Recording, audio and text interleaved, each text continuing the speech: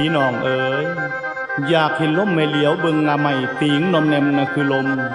อยากเห็นไฟให้เอาฟื้นมาดังก่อเองก็เห็นได้ขั้นอยากเห็นหนองค่ายให้ขามฟังของก็เห็นง่าย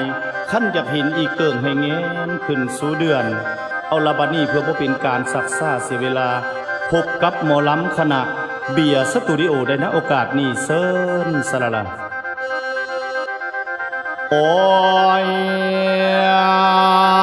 ฝ่าเอ้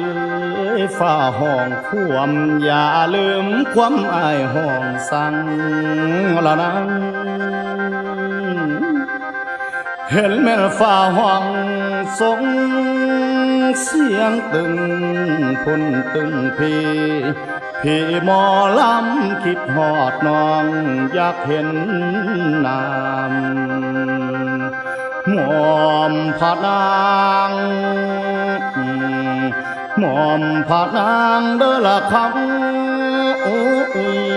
ฮะโอ้ฮะโอ้ยฮะอ้อย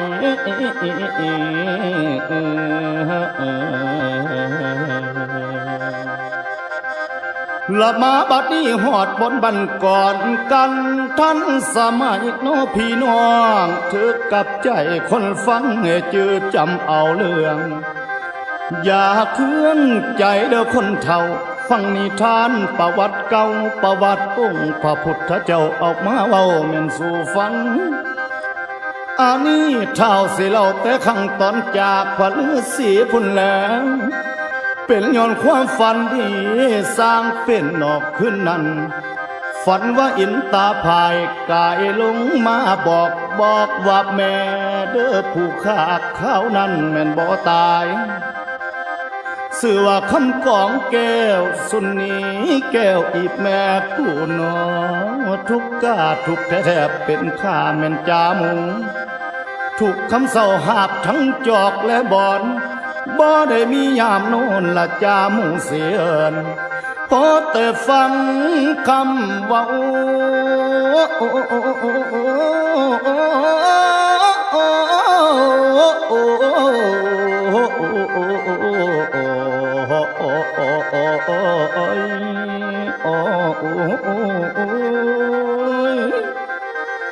หลอดมาบัดนี้พ่อแต่ฟังคำเว้ามันหนักเบาเป็นบางบอน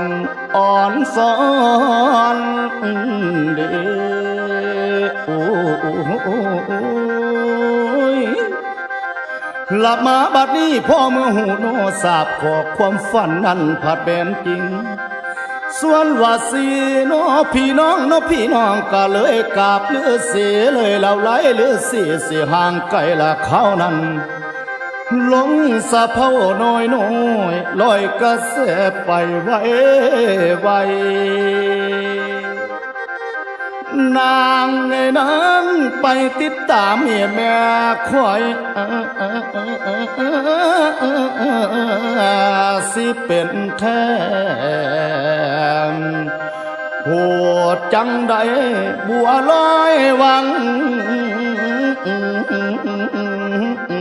โอ้